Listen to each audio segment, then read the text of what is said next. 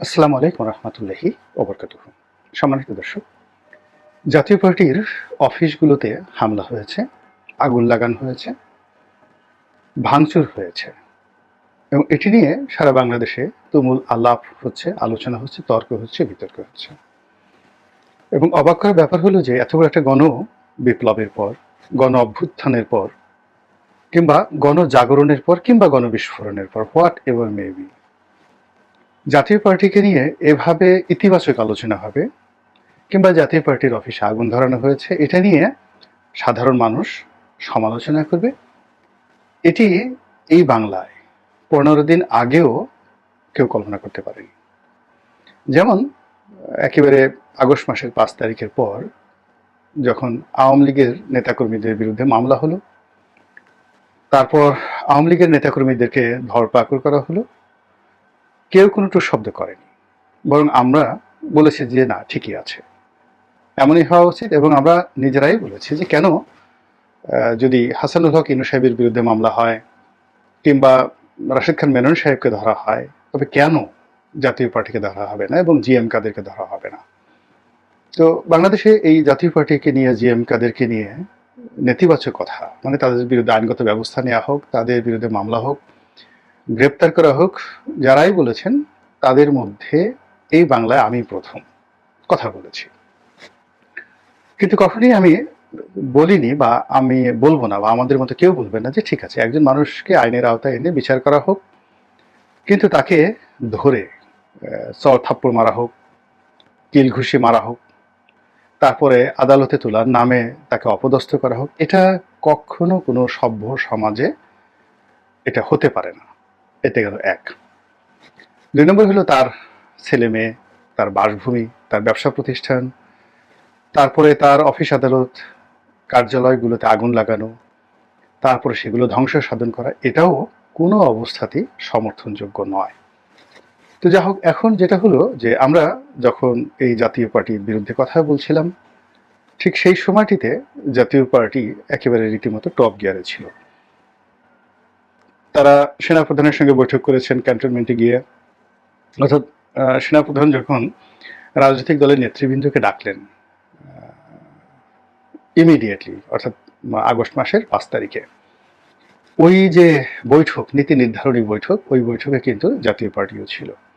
অর্থাৎ জামাত, জাতীয় পার্টি, আওয়ামী লীগ থেকে শুরু করে অন্যান্য যে রাজনৈতিক দলগুলো আছে তারা ছিলেন।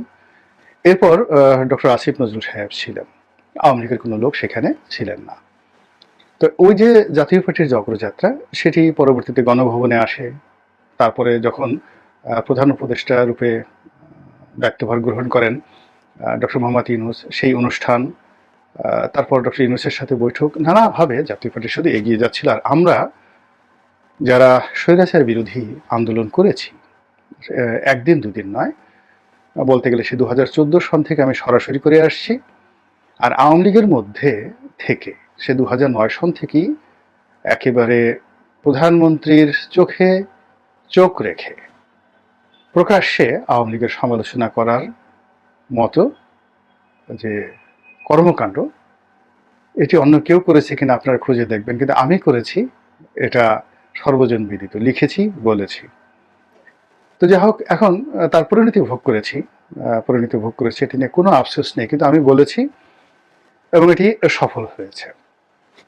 কিন্তু এখন যেটি হলো সেটি হলো যে আমরা যখন দাবি তুলছিলাম অনেকেই জাতীয় পার্টির বিচার নিয়ে, দেশে দেশের বাইরে যারা ইউটিউবার রয়েছেন, তারপর অন্যান্য যারা রাজনৈতিক বিশ্লেষক রয়েছেন, টকশোতে যারা গিয়ে কথা বলেন, তারপরে যারা রাজনৈতিক নেতা এবং কর্মী রয়েছেন, সকলেই বলেছেন, কিন্তু কারো কথাই কেউ আমলে নেয়নি। এরই মধ্যে হঠাৎ করে এমন কি হলো যে জাতীয় পার্টির নেতা কর্মীরা যারা আছেন তাদের কারো বিরুদ্ধে মামলা হলো না, মোকদ্দমা হলো না, কাউকে গ্রেপ্তার করার জন্য কোনো নামগন্ধ হলো না টিল নাও, অথচ তাদের অফিস ভাঙচুর করা হলো, পুড়িয়ে দেওয়া হলো। তো এটা আসলে কি, কেন? এখানে আসলে রাজনীতির যে হিসাব, বা আমরা যেটাকে রাজনীতির অঙ্ক বলি, সেই অঙ্ক মিলছে না। আপনি একদিকে জাতীয় পার্টিকে মাথায় করে রেখেছেন, আবার অন্যদিকে তার ঘর বাড়ি পুড়িয়ে দিচ্ছেন। এটা কেমন ধরনের একটি যাকে বলা হয় রাজনৈতিক সিদ্ধান্ত। ২ নম্বর হলো যে পুলিশ দিয়ে, মিলিটারি দিয়ে আপনি জাতীয় পার্টির অফিস পাহারা দিচ্ছেন পুড়ে যাওয়ার পর, অথচ জাতীয় পার্টির অফিস পোড়ানো হবে বা ধ্বংস হবে এই ধরনের কোনো গোয়েন্দা রিপোর্ট কি আপনার হাতে ছিল না? এত বড় একটা দুর্ঘটনা ঘটতে যাচ্ছে এবং যেটা জাতীয় পার্টির লোক জানতো, এবং জানার কারণে জাতীয় পার্টির লোক তারা ভাড়া করে হোক বা নিজেদের দলবলের লোকজন হোক, তারা জাতীয় পার্টির অফিসে তারা এই জড়ো করেছিল লোক। এবং জড়ো করার পরে তারা কি করলো, যারা এই অফিস ভাঙচুর করতে এসেছিল প্রথম দফায় তারা সফল হতে পারেনি, তাদেরকে রীতিমতো পিটুনি দিয়ে মারধর করে তারপর সেখান থেকে তাড়িয়ে দেওয়া হয়েছে। পরবর্তীতে তারা অধিকতর শক্তি সঞ্চয় করে আবার দ্বিতীয়বার আসছে, তখন পর্যন্ত কিন্তু পুলিশের বা অন্যান্য আইনশৃঙ্খলা রক্ষাকারী বাহিনীর কানে পানি ঢোকেনি। তো এটা কেন হলো, দিস ইজ দ্য কোশ্চেন। তারপরে যেটা হলো যে জাতীয় পার্টির পক্ষ থেকে যখন সংবাদ সম্মেলন করা হলো এবং তারা ঘোষণা দিল যে আমরা ওখানে সমাবেশ করব, এবং ১ তারিখে সেই বৈষম্য বিরোধী আন্দোলন বা ছাত্র অধিকার পরিষদ তারা যে আন্দোলন ঘোষণা দিল, এবং সেই আন্দোলনের উপরে আবার পুলিশ সঙ্গে সঙ্গে ১৪৪ ধারা জারি করলো। জারি করার পর উভয় পক্ষ অবোধ নয়, উভয় বালক একেবারে সুবোধ, উভয় পক্ষ সুবোধ বালকের মতো সেই সরকারি সিদ্ধান্তটা মেনে নিল। এরপর সেখানে নিশ্চিম নীরবতা, সুন্দর একটা পরিবেশ বিরাজ করছে।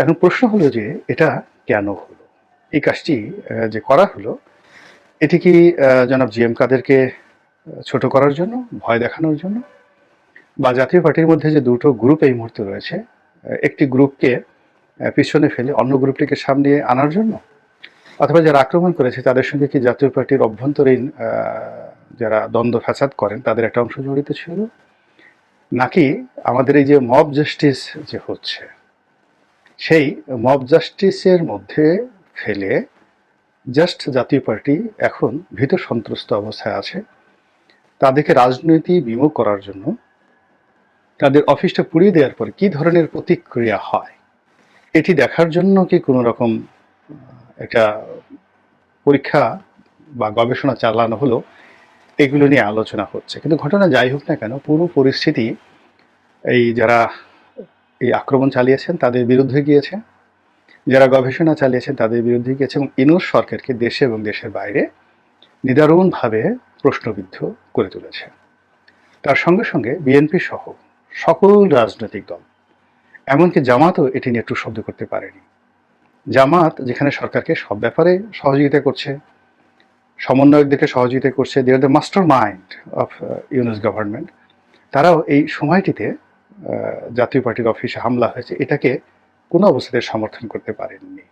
অন্যদিকে বিএনপি, আওয়ামী লীগ থেকে শুরু করে অন্য সবাই এটার নিন্দা করেছে, এবং নিন্দা করার ফলে কি হচ্ছে, যে মানুষটি অর্থাৎ জনাব জি এম কাদের ঠিক তার অফিস পুরানোর আগের মুহূর্ত পর্যন্ত রাজনৈতিক অঙ্গনে একজন অস্পর্শ, একজন নিন্দিত ব্যক্তি ছিলেন, এবং তাকে শাস্তির আওতায় আনার জন্য সবাই যেখানে দাবি জানাচ্ছিলেন, রাতারাতি তিনি এখন হিরোতে পরিণত হয়ে গেলেন, রীতিমতো বীরে পরিণত হয়ে গেলেন। তার প্রতি সহানুভূতি চলে এলো, জাতীয় পার্টির প্রতি সহানুভূতি চলে এলো। তো এই কাজটি কেন করা হলো, এখানে স্পষ্টতই যারা করেছিলেন তাদের একটা ধারণা হলো যে এই একটা বিরাজনীতিকরণ, অর্থাৎ যদি এইভাবে জাতীয় পার্টিকে রাজনীতি বিমুখ করা যায়, ভয় দেখানো যায়, একইভাবে দ্বিতীয় দফাতে সারা বাংলাদেশে আওয়ামী লীগের অফিসগুলোকে এইভাবে একই কায়দায় ভ্যাকেন্ট করা হবে, পুড়িয়ে দেওয়া হবে।